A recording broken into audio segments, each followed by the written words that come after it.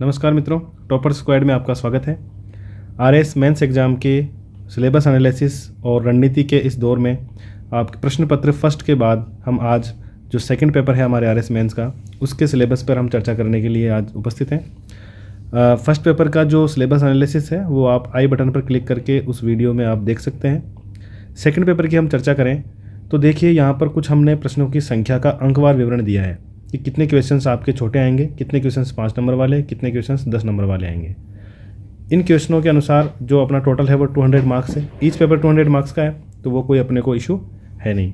लगभग 39 क्वेश्चंस हैं। इसके अंदर देखिए केवल 3 पार्ट हैं और 3 ही सब्जेक्ट हैं। फर्स्ट पेपर के अंदर हमारे पास 2 मेजर पार्ट थे और जो थर्ड पार्ट था उसके अंदर हमारे पास 3 सब्जेक्ट थे। तो वहाँ पर जो क्वेश्चंस का जो बंटवारा था वो अलग तरीके का था। यहाँ पर हमारे पास क्वेश्चंस का बंटवारा इस तरीके से होगा कि केवल 2, 5 और 10 के और लगभग 3 ही सब्जेक्ट हमारे पास इसमें हैं। चलिए हम अब देखते हैं कि फर्स्ट जो हमारे पास इकाई है वो है हमारे पास एडमिनिस्ट्रेटिव एथिक्स। देखिए, प्रशासकीय नीतिशास्त्र जो पहले 2016 के टाइम ये सिलेबस में थी केवल 20 मार्क्स की। जब 2018 में सिलेबस चेंज हुआ तो ये हमारे पास हो गई है पूरे एक सब्जेक्ट के रूप में। मैथमेटिक्स को हटाकर इसको जोड़ा गया। लगभग 60-70 नंबर का ये सब्जेक्ट हमारे पास रहता है, तो एक इम्पॉर्टेंट सब्जेक्ट है। अच्छी इसमें स्कोरिंग हो जाती है। 2018 में लोगों ने इसमें 110, 115, 120 मार्क्स तक इस पेपर के अंदर अचीव किए हैं। तो ये मान सकते हैं कि एक स्कोरिंग सब्जेक्ट के तौर पर अपनी सब्जेक्ट को ले सकते हैं। तो देखिए सिलेबस में हम देखें तो इसमें सिलेबस में ज़्यादा बड़ा सिलेबस नहीं है, मुश्किल से ये 10-12 लाइनों का सिलेबस है। तो देखिए इसमें मोटी मोटी चीज़ें हम देखें तो देखो, नीतिशास्त्र के बारे में बेसिक हमें कॉन्सेप्ट पता होना चाहिए कि क्या नीतिशास्त्र है, मानवीय मूल्य क्या है, मानवीय मूल्य किसके, महापुरुषों के, समाज सुधारकों के और प्रशासकों के। जैसे महापुरुष में हमारे पास गांधी जी आ गए, राजा राम मोहन राय आ गए, समाज सुधारकों में आ गए वो लोग। प्रशासकों में जो मुख्य प्रशासक हैं हमारे पास टी.एन. शेषन हैं, आपने जैसे राजस्थान के समीर शर्मा हैं। इस तरह के जो प्रशासक और समाज सुधारक हैं उनके बारे में करीब 10-10 महापुरुष समाज सुधारक और प्रशासक भी हम लेंगे। तो उनके जीवन से जो प्राप्त शिक्षाएं हैं, 4-5 अपन शिक्षाओं के बारे में उनके बारे में अपन नोट कर लें, एक नोट्स टाइप बना लें। तो वहाँ से हम इनके जो क्वेश्चंस आएंगे उनको हम सॉल्व कर सकते हैं। इसके बाद जो नेक्स्ट है इसमें है परिवार, सामाजिक शैक्षणिक संस्थाओं का मानवीय मूल्यों को विकसित करने में योगदान। तो देखिए जैसे परिवार है तो परिवार हमारे जो मानवीय मूल्यों में जो विकास करने में योगदान किस प्रकार देता है। तो कुछ पॉजिटिव मूल्य हमें परिवार से मिलते हैं, कुछ नेगेटिव मूल्य हमें परिवार से मिलते हैं। वैसे समाज है, वैसे शैक्षणिक संस्थाएं हैं। तो इनसे सबसे हमें कुछ सकारात्मक मूल्य मिलते हैं, कुछ नकारात्मक मूल्य मिलते हैं।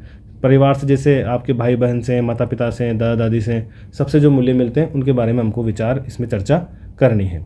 सेकंड पॉइंट हमारे पास नैतिक संप्रत्यय है, जिसमें रित, ऋण और कर्तव्य की अवधारणा। देखिए रित क्या है, रित के प्रकार क्या हैं, किस तरह से क्या होता है, ज़्यादा डिटेल में हमें नहीं पढ़ना है। बेसिक हमें कॉन्सेप्ट पता होना चाहिए, उसके टाइप्स पता होना चाहिए और एप्लीकेशंस पता होनी चाहिए। मेनली हमारे पास एप्लीकेशंस की हम बात करते हैं कि हमें एप्लीकेशन पता होनी चाहिए। तो एप्लीकेशंस के बारे में हम चर्चा इसमें करेंगे, रित और ऋण की बात करेंगे जब। इसके बाद में आपके पास कर्तव्य की अवधारणा। तो कर्तव्य की अवधारणा में बहुत से जो भी जिसमें मुख्यतः कांट की अवधारणा है और इसके अलावा जो भी हमारे पास जो नीतिशास्त्री हैं उनकी जो कर्तव्य की अवधारणा, जिन्होंने क्या क्या कहा, गांधी जी ने क्या कहा और इसके अलावा और भी कई हैं उन्होंने क्या कहा, तो वो हमें सारी चीज़ों के बारे में थोड़ी जानकारी सबके बारे में होनी चाहिए। उसके बाद शुभ और सद्गुण। इसकी अवधारणा के अंदर शुभ क्या है, सद्गुण क्या है और इसके अंदर परम शुभ क्या है, इस तरह की चीज़ें हैं। तो उनके बीच में अंतर पता होना चाहिए, स्पष्टता होनी चाहिए कि क्या चीज़ है, कॉन्सेप्ट क्या है। इसके बाद में जो हमारे पास टॉपिक है निजी और सार्वजनिक संबंधों में नीतिशास्त्र की भूमिका। तो प्रशासकों का आचरण। तो प्रशासकों के इसमें बेसिकली क्या है कि जो हमारे पर्सनल और जो पब्लिक रिलेशन होते हैं उनके अंदर एथिक्स कैसे होनी चाहिए। पब्लिक रिलेशन हो वहाँ पर हमारी जो नैतिकता है वो किस प्रकार की हो, हमारे जो प्राइवेट हमारे रिलेशन है उनमें नैतिकता किस प्रकार की हो, उसकी चर्चा करते हैं। प्रशासकों के आचरण, एक अच्छे प्रशासक के क्या आचरण होने चाहिए, कंडक्ट कैसा होना चाहिए उसका, उसमें क्या वैल्यूज होनी चाहिए और उसकी राजनीतिक अभिवृत्तियाँ क्या होनी चाहिए। तो इनके बारे में ज़्यादा नहीं है, मुश्किल से आप 2 या 3 पेज के अंदर इस टॉपिक को आप कवर कर सकते हो। मुख्य मूल्य जो भी हैं, ईमानदारी, सत्यनिष्ठा, इस तरह की जो है दृढ़ निष्ठा और इस तरह के जो मूल्य हैं उन सबको आप 2-3, 4 लाइनों के अंदर शॉर्ट आउट कर सकते हैं। और सत्यनिष्ठा का दार्शनिक आधार, ये अलग से इसके अंदर टॉपिक दिया हुआ है। तो सत्यनिष्ठा का दार्शनिक आधार का तात्पर्य ये है कि सत्यनिष्ठा क्या है और अलग अलग दार्शनिकों ने इसके बारे में क्या क्या कहा है वो हमें अच्छे से देखना है। 5-6 हमारे पास दार्शनिक हों सत्यनिष्ठा को समझाने वाले, तो हमारे पास ये लगभग कंप्लीट मैटर के रूप में काम करता है। इन टॉपिक्स के बाद में हमारे पास 2 मुख्य टॉपिक हैं, भगवद गीता और गांधी। तो भगवद गीता और जो गांधी जी का नीतिशास्त्र है महत्वपूर्ण है, हर बार इसमें से एक प्रश्न आता ही आता है। इस बार भी आया, पिछली बार भी आया, 2018 में, 2021 में, दोनों टाइम इसका क्वेश्चन हमेशा आता है। तो हमें करना क्या है कि भगवत गीता और गांधी जी की जो मुख्य मुख्य बातें हैं, जैसे गीता जी की मुख्य मुख्य जो बातें करते हैं, स्वधर्म है, स्थित प्रज्ञ है, निष्काम कर्म है, तो इस तरह के बिंदुओं के बारे में हमें पता होना चाहिए। मेनली प्रशासन में इसका किस प्रकार से उपयोग होता है वो मुख्यतः अधिकतर पूछा जाता है कि प्रशासक इसके किस तरह उपयोग कर सकते हैं, प्रशासन में इसकी किस तरह की भूमिका होती है। तो 10 नंबर का क्वेश्चन लगभग इसमें से हर बार पूछा जा रहा है, तो आपको ये अच्छे से तैयार करना है। वहीं हम गांधी जी पे आते हैं, तो गांधी जी को देखिए, गांधी जी का क्या है कि हमारे पास मुख्यतः गांधी जी का जो नीतिशास्त्र है उन्हें हम तीन जगह बांट जाते हैं। एक उनके व्यक्तिगत मूल्य होते हैं, एक उनके सामाजिक मूल्य होते हैं, और एक उनके राजनीतिक मूल्य हैं। तो उन मूल्यों के आधार पर हम गांधी जी के नीतिशास्त्र को पढ़ने की कोशिश करते हैं। इसमें लगभग सभी मूल्य जो गांधी जी के हैं वो सारे इसमें आ जाते हैं। इसके अलावा गांधी जी के 7 पाप जो 7 सिंस हम बोलते हैं वो हम पढ़ लेते हैं। और इसके अलावा कुछ एप्लीकेशंस हैं वर्तमान में, इनकी प्रासंगिकता, ये भी कई बार पूछा जा सकता है कि प्रासंगिकता क्या है। तो इस तरह से हमें ये दोनों टॉपिक अच्छे से तैयार करने हैं। इसके अलावा नेक्स्ट हमारे पास आते हैं हम, तो भारतीय एवं विश्व के नैतिक चिंतक हैं। तो इसके अंदर आपके जितने भी चिंतक और दार्शनिक हैं, अरस्तु से लेकर प्लेटो वगैरह, और इसके अलावा कई हैं, किरकेगार्ड, सार्त्र वगैरह। तो मतलब लगभग ये 15-20 नाम हमें ध्यान में आ जाएंगे, जिनके बारे में हमें देखना है कि उनका क्या योगदान है, क्या उनकी थ्योरी रही है, और क्या उनका एक एथिक्स के अंदर योगदान रहा है, वो हमें पढ़ना है। ये 3 टॉपिक हैं, प्रशासन में नैतिक चिंता, द्वंद्व चुनौतियाँ, नैतिक निर्णय प्रक्रिया और उसके योगदान देने वाले कारक, सामाजिक न्याय, मानवीय चिंता, शासन में जवाबदेही और नैतिक आचार संहिता। ये नया जोड़ा गया है सिलेबस में 2021 से। इसका कंटेंट टेलीग्राम चैनल पर उपलब्ध है, और इसमें देखिए कि ज़्यादा हमें डिटेल में नहीं जाना है, सभी टॉपिक्स की बात है, लेकिन इनमें विशेषकर ज़्यादा डिटेल में नहीं जाना है। नैतिक चिंता क्या है, क्या इसके कारक होते हैं, कौन कौन से फैक्टर्स इसे डिसाइड करते हैं, क्या इसके प्रभाव होते हैं, द्वंद्व क्या है, चुनौतियां क्या है, उनके एग्जाम्पल्स, इस तरह की चीज़ें हमें देखनी है। निर्णय प्रक्रिया है, तो प्रक्रिया में क्या क्या चरण होते हैं, कौन कौन से स्टेप्स फॉलो करनी होती है, एक प्रभावी निर्णय प्रक्रिया किस प्रकार की हो सकती है, किसी संगठन में निर्णय किस तरीके से होता है, उसमें योगदान देने वाले कारक, जैसे जो भी उसमें पर्यावरणीय कारक है या कोई निर्णय के अंदर डिसीजन मेकिंग में जो भी फैक्टर्स जो उसको अफेक्ट करते हैं, उनके बारे में अपन स्टडी करते हैं। इसके अलावा जो सामाजिक न्याय है, सामाजिक न्याय की मुख्य परिभाषाएं जो कुछ चिंतकों द्वारा दी गई है वो हम अच्छे से देख लेते हैं। मानवीय चिंता, मानवीय जो पूरे मानव समाज के अंदर जो चिंता व्याप्त, जैसे कोविड है, तो उसके ऊपर हम चर्चा करते हैं। तो उस तरह की चिंताएं किस प्रकार होती है, उसमें क्या हम एक्शन लेते हैं, उसकी नैतिकता के बारे में हम बात करते हैं। फिर शासन में जवाबदेही और नैतिक आचार संहिता। शासन में जवाबदेही हम पहले भी पढ़ चुके हैं ऊपर के टॉपिक्स में, या फिर से रिपीटेशन है, तो लगभग वही चीज़ें हैं। फिर भी शासन में जैसे कार्यपालिका में किस तरह से हैं, इसके अलावा न्यायपालिका में किस तरीके से हैं, तो वो भी चीज़ें हम इसमें देख लेते हैं। और आपके बाद ये जो आपका कोड ऑफ एथिक्स है, तो ये भी आप कोड ऑफ एथिक्स में क्या क्या चीज़ें होनी चाहिए, ये ARC सेकेंड मुख्यतः आप देखिए, ARC सेकेंड जो है वो आपको अच्छे से पढ़नी है। इसके मुख्य मुख्य टॉपिक्स इसमें दिए हुए हैं, कुछ कोटेशंस अच्छे दिए हुए हैं, आपकी नैतिक आचार संहिता की बात की गई हुई है, प्रशासकों के मूल्यों की बात की गई हुई है। तो ARC सेकेंड की समरी या कहीं पर भी आपको जो कंटेंट मिले उसको आप पढ़ने की कोशिश अच्छे से कीजिए। ये काफ़ी हेल्पफुल होगी आपके सेकंड चैप्टर के अंदर। जो सेकंड पेपर है आपका, इसके फर्स्ट यूनिट है उसमें लिखने के, आंसर लिखने में। इसके बाद में केस स्टडीज़, तो देखो केस स्टडीज़ पिछले 2 पेपर से तो पूछी नहीं गई है, लेकिन मुझे लगता है कि ये इस बार पूछी जा सकती है, इसलिए आप केस स्टडीज़ को अच्छे से तैयार करें। अलग अलग तरीके की केस स्टडीज़ UPSC में जो आई हुई है उनको आप अच्छे से फॉलो करने की कोशिश कीजिए, उनके आंसर्स देखिए, मॉडल आंसर्स देखिए, खुद की थिंकिंग डेवलप कीजिए कि किस तरह से इस क्वेश्चन का जवाब या इसका जवाब मैं दे पाऊँगा। केस स्टडीज़ में हम और भी अलग अलग केस स्टडीज़ को लेकर वीडियोज़ वगैरह हम कोशिश करेंगे कि आपको बता सकें किस तरह केस स्टडीज़ आपको लिखनी है। एक जनरल आइडिया आपको इससे लग जाएगा, और प्रैक्टिस कर लेंगे तो आप अच्छे से केस स्टडीज़ का आंसर दे पाएंगे। चलिए हम आगे चलते हैं। अब सेकंड पेपर, अब आते हैं हम सेकंड यूनिट पे, जो कि है science and technology. General science and technology है, पूरी विज्ञान पूरे अच्छे से हमें एक साइंटिस्ट की तरह नहीं पढ़नी है।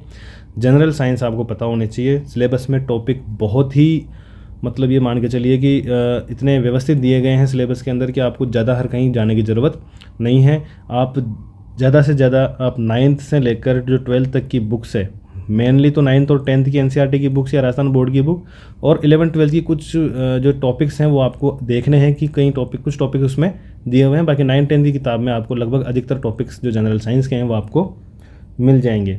तो आपको ये किताबें लेकर इसमें से आपको टॉपिक्स देखने हैं। जैसे द्रव्य है, अब देनी तो रसायन विज्ञान है, तो रसायन विज्ञान का टॉपिक लगभग 9th की किताब में से है। धातु, उपधातु, अब क्या होती है, क्या कॉन्सेप्ट हैं इनके, और कुछ एग्जांपल्स हैं, कुछ एप्लीकेशंस हैं, उनके बारे में आपको बात करनी। जैसे पीएच है, 2018 में प्रश्न आया था इसका, पूरे 10 नंबर का। तो इस तरह की इसके बारे में पीएच का दैनिक जीवन में क्या योगदान है, क्या नाम है, क्या डेफिनेशन है, क्या फॉर्मूला है, बस इतना सा आपको पता होना चाहिए। एंटीऑक्सीडेंट वगैरह है, कई बार मिलान करा लेता है, 4 नाम दे देगा कि एंटीऑक्सीडेंट है, एक परिरक्षक है, कीटनाशी है, पीड़कनाशी है, कवकनाशी है। तो इस तरह के सवाल भी कई बार मेंस में पूछे गए हैं कई बार। तो आप अच्छे से इनके एग्जाम्पल्स के बारे में आप अच्छे से पढ़ लें, या 2-2 नंबर के बारे में, या 2-2 या 5-5 नंबर के बारे में आप इनके बारे में जानकारी रखने की कोशिश करें। वैसे ही कार्बन है, रेडियोधर्मिता है, रेडियोधर्मिता की अवधारणा है और उसके applications, mainly applications, basically focus पूरे साइंस के अंदर आपको इसी पे रखना है कि आप हर चीज़ के एप्लीकेशन के बारे में बात करें, क्योंकि हमारे दैनिक जीवन में हर जो भी साइंस है उसका एप्लीकेशन के रूप में ही हम उसे प्रयोग करते हैं। जैसे अम्ल है तो अम्ल का एप्लीकेशन क्या है, जैसे हम नमक का तेजाब प्रयोग में ले रहे हैं, क्षार है तो हम साबुन प्रयोग में ले रहे हैं, तो लवण है तो हम नमक प्रयोग में ले रहे हैं, तो यही तो एप्लीकेशन है। तो इस तरीके से हमें हर चीज़ की एप्लीकेशन ध्यान में रखनी है। फिजिक्स की बात करें तो फिजिक्स में आपको देखो ध्यान रखना है कि कुछ टॉपिक्स इसमें 9th के हैं, कुछ टॉपिक्स इसके अंदर 11th के हैं। तो इसमें देखो गुरुत्वाकर्षण है, तो गुरुत्वाकर्षण की क्या डेफिनेशन है, क्या इसकी फॉर्मूला है, वो फॉर्मूला क्या कहता है, और कुछ विशेष बातें जो हमें पता होनी चाहिए वो आप इसमें ध्यान रखें। इसके बाद में जैसे नेत्र है, तो नेत्र और ये दोष आपको मिल जाएंगे बुक के अंदर। थोड़ी फिजिक्स होती है, थोड़ी बायोलॉजी वाले चैप्टर है, तो 9th की बुक में आपको ये मिल जाएंगे। इसके अलावा देखो ये स्थिर धारा वैद्युतिकी, चुंबकत्व, विद्युत चुंबकत्व, और ये जो वेव्स है इलेक्ट्रोमैग्नेटिक वेव्स, ये आपको 11th की किताब से थोड़ा सा जो चैप्टर वाइज आप देख के, और उनको इतना देखना है कि आप केवल साइंस का आंसर लिख सको और एक अच्छा आपका कंटेंट उसके अंदर चला जाए। पूरे अच्छे से कोई डेरिवेशन वगैरह आपको ढंग से नहीं देखने हैं, केवल आपको चीज़ों का कॉन्सेप्ट, उसके कोई फॉर्मूला है तो फॉर्मूला, कुछ विशेष स्थितियाँ हैं तो वो आपको पता होनी चाहिए, और साथ में एप्लीकेशन। वैसे ही जैसे MRI है, NMR है, नाभिकीय विखंडन और संलयन, ये सभी इन चीज़ों के एप्लीकेशंस हैं, MRI और NMR। तो इन एप्लीकेशंस के बारे में, इनका कैसे काम करती है और कहाँ काम में आती है, ये चीज़ें अपन को पता होनी चाहिए। नेक्स्ट हम चलें तो जीव विज्ञान देखिए, बेसिकली ये 10th क्लास की किताब से आपकी हो जाएगी। कुछ एक टॉपिक, वैसे मुझे नहीं लगता कोई टॉपिक आपको कोई 11th-12th में जाना पड़ेगा, लगभग आपके सारे इससे हो जाएंगे। बेसिकली आप रोगों को, जो रोग जितने भी दिए हुए हैं उनके बारे में आप अच्छे से पढ़ें। प्रतिरक्षीकरण, टीकाकरण, इनसे सवाल लगभग आता है, तो इनको आप अच्छे से करें। बाकी जितने भी मानव तंत्र दिए हुए हैं ये आपके 10th की बुक में दिए हुए हैं, राजस्थान बोर्ड की में बहुत अच्छे दिए हुए हैं। बाकी ये जो पादप के भाग, अलैंगिक प्रजनन, लैंगिक प्रजनन, ये भी 9th की किताब में दिए हुए हैं। कुछ नहीं मिले तो आप 11th की किताब भी देख सकते हो। बायोटेक्नोलॉजी कितने प्रकार की होती है, कौन कौन से नए कॉन्सेप्ट्स आ रहे हैं, उनकी एप्लीकेशंस हर सेक्टर में। एग्रीकल्चर सेक्टर है, इसके अलावा आपका उद्योग सेक्टर है, इसके अलावा आपका अवसंरचना है, चिकित्सा है। तो ये सभी क्षेत्रों के अंदर क्या क्या चीज़ें काम अपने उपयोग में आ रही है। इनका थोड़ा सा जो पिछले साल का जो कंटेंट है वो हमारे टेलीग्राम चैनल पे आपको उपलब्ध मिल जाएगा, आप फाइल्स में जाके देखिए, तो कुछ कंटेंट हमने वहाँ पर दिया हुआ है। नेक्स्ट हम टेक्नोलॉजी में चलते हैं। तो टेक्नोलॉजी पार्ट में हम देखें तो basically computer technology, information technology, और ये 2 चीज़ें इसमें बांटी गई है। तो इसमें क्या है कि देखिए कंप्यूटर वाला तो बेसिक है, थोड़ा आप एनालॉग डिजिटल के बारे में थोड़ा डिफरेंशिएट कर लीजिए। कुछ आप मोबाइल टेक्नोलॉजी है, 1G 2G 5G तक क्या क्या है, उन चीज़ों के बारे में देख लीजिए। एक AI, बिग डाटा, इनके बारे में बेसिकली हमें पता होना चाहिए क्या होता है और किस तरह ये वर्तमान में उपयोग में आ रहा है। इनके कंटेंट हम कोशिश करेंगे कि आपको टेलीग्राम चैनल पर उपलब्ध करवा दें, तो वहाँ पर आपको ज़्यादा इसमें परेशानी नहीं आएगी। कुछ नए टॉपिक, नए कंटेंट्स हैं इनके अंदर, क्रिप्टो करेंसी वगैरह है। बेसिकली ये जो करंट में जो भी चीज़ें चल रही है उनसे संबंधित ही है। तो कंटेंट लगभग आपको जो न्यूज़ वगैरह से या जो भी आर्टिकल्स वगैरह आते हैं वहाँ से कंटेंट आपको लेना होता है, तो हम देख सकते हैं। हम बाकी हम धीरे धीरे इसके ऊपर हम कोशिश करेंगे कोई वीडियो वगैरह भी बना दें, ताकि आपको ये टॉपिक ज़्यादा इधर उधर परेशान होने की आवश्यकता ना लगे। OTT प्लेटफॉर्म्स हैं, ये सब करंट से रिलेटेड टॉपिक हैं। भारत में IT उद्योग है, डिजिटल इंडिया है, तो डिजिटल इंडिया तो खैर आपका सबको कंटेंट मिल ही जाएगा। बाकी इसके बाद में भारतीय वैज्ञानिकों का योगदान, तो योगदान आपको 10th की और 9th की किताब के अंदर दिया हुआ है। जितने वैज्ञानिक वहाँ दिए हुए हैं वो आप पढ़ें। इसके अलावा कोई इंपॉर्टेंट आपको लगता है तो वो आप देख सकते हैं। ये जो टॉपिक्स हैं वही हम इनके ऊपर कोशिश करेंगे आपको कंटेंट उपलब्ध करवाने की या वीडियो उपलब्ध करवाने की। इसके अलावा राजस्थान वाला जो चैप्टर है ये आपको इकोनॉमिक रिव्यू जो है हमारा, वहाँ पर आपको अच्छे से मिल जाता है कि क्या विज्ञान और प्रौद्योगिकी हम क्या विकास कर रहे हैं, क्या योजनाएं हैं सरकार की, क्या नीतियाँ हैं। स्पेस टेक्नोलॉजी और डिफेंस टेक्नोलॉजी, ये आप करंट के साथ में मिलके और थोड़ा सा बेसिक कॉन्सेप्ट देख के आप उनको आप अच्छे से करें। IGM DAP के बारे में आप पढ़ें, रासायनिक और जैविक हथियार, पुराना सिलेबस है तो आपको इसका कंटेंट मिल जाएगा। उनको आप अच्छे से तैयार करने की कोशिश कीजिए, सिंप्लीफाई कीजिए, थोड़े से नोट्स इस तरह से बनाइए कि जो एक टॉपिक है वो टॉपिक अच्छे से समराइज़ हो जाए, ज़्यादा मैटर कंटेंट भी ज़्यादा ना हो और याद करने में भी आसानी रहे। अब हम चलते हैं भूगोल और भूविज्ञान। देखो ज्योग्राफी वही 3 पार्ट में हम बांट रहे हैं। ज्योग्राफी पहले वर्ल्ड ज्योग्राफी, इंडियन ज्योग्राफी और राजस्थान ज्योग्राफी। तीनों में ही एटलस का महत्व है। एटलस से आपको पढ़ना है। हर क्वेश्चन चाहे 2 का हो, चाहे 5 का हो, चाहे 10 नंबर का हो, आपको सब में मैप बनाने की कोशिश करनी है। अच्छे मैप बनाने की प्रैक्टिस करें। हर क्वेश्चन में आप चाहें जितना आप दिखा सकें उतना मैप में आप दिखाने की कोशिश करें। देखिए विश्व के अंदर पृथ्वी की संरचना और ये जो साइकिल है अपना, जो ये समय सारणी है, ज्योग्राफिकल जो टाइम स्केल है, ये आपको अच्छे से पढ़ना है। पिछले 2 साल से रिपीटेशन हो रहा है बार बार सवाल का। आप स्केल को अच्छे से याद करके जाइए, अच्छे से स्केल बनाइए, उसके बारे में उसका डिस्क्रिप्शन दीजिए, तो अच्छे मार्क्स इसमें मिलते हैं। इसके अलावा पर्वत, पठार, मैदान, मरुस्थल, मुख्य जो मैदान हैं या कोई पर्वत है उनके बारे में 2 नंबर या 5 नंबर में कई बार सवाल पूछ लिया जाता है। भूकंप और ज्वालामुखी का कॉन्सेप्ट है, वो भी 2 नंबर या 5 नंबर में पूछ लेते हैं। उनके टाइप्स क्या हैं, कहाँ है, उनका प्रभाव पॉजिटिव नेगेटिव सब तरह के वो अपन देख लें। कुछ भू राजनीतिक समस्याएं, कुछ ऐसे जो जगह हैं हमारे इसमें ज्योग्राफिकल लोकेशंस हैं जो इम्पोर्टेंस हो जाती है हमारे लिए पॉलिटिकली तौर पर। जैसे पिछले एक चागोस एक करके जगह थी, इसके अलावा 1-2 जगह और है, तो उनके बारे में आप जो करंट में आपको चलती रहे उनके बारे में आपको ध्यान रखना है। पर्यावरण संबंधी मुद्दे आप एक एनवायरनमेंट या इकोलॉजी पढ़ेंगे साइंस के साथ में, वहाँ से आपके कवर हो जाएंगे। अब आते हैं भारत पे, वही चीज़ें हैं, भारत का विभाजन वगैरह, नदियाँ आपको अलग से इसमें अच्छे से पढ़नी है। इसके अलावा जलवायु आपको अच्छे से पढ़नी है, वर्षा का वितरण और जलवायु प्रदेश कोपेन वाले, तो ये अपन को अच्छे से देखना है, मैप बनाएं और इसका अपन को डिस्क्रिप्शन दें हर आंसर के अंदर। इसके अलावा प्राकृतिक संसाधन में जल, वन और मृदा संसाधन, तो वन और मृदा संसाधन अपन को पढ़ने हैं अच्छे से। खनिजों के बारे में आपको अच्छे से पढ़ना है। शेल क्रम को आपको अच्छे से देखना है। ये आपको राजस्थान बोर्ड की जो बुक है हमारी 11th-12th की, वहाँ आपको अच्छे से इसका कंटेंट सारा मिल जाएगा। जनसंख्या के बारे में आप अच्छे से जो कंटेंट आपने प्रीलिम्स में तैयार किया है वही कंटेंट यहाँ पे तैयार हो जाएगा। कुछ स्कीम्स वगैरह के बारे में आप अच्छे से देख लीजिए, या कुछ जो ट्रेंड्स होते हैं उनके बारे में अच्छे से देख लें। नेक्स्ट हमारे पास राजस्थान वाला पार्ट है।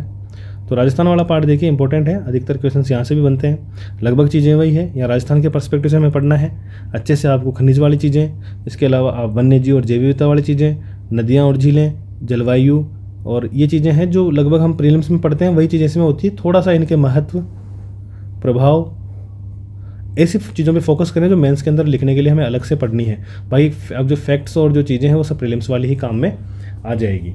इसलिए हम इसमें एक टॉपिक नया जोड़ा है, यूनेस्को की भू पार्क और भू धरोहर स्थल संकल्पना और राजस्थान में संभावना। ये नया चैप्टर जोड़ा है। यदि आपके पास इसका कंटेंट नहीं है तो टेलीग्राम चैनल पर हमने इसका कंटेंट अवेलेबल करा रखा है, और कोशिश करेंगे ऐसे टॉपिक्स में हम वीडियोज़ भी बना के आपको दें ताकि आपको ज़्यादा परेशान होने की ज़रूरत नहीं लगे।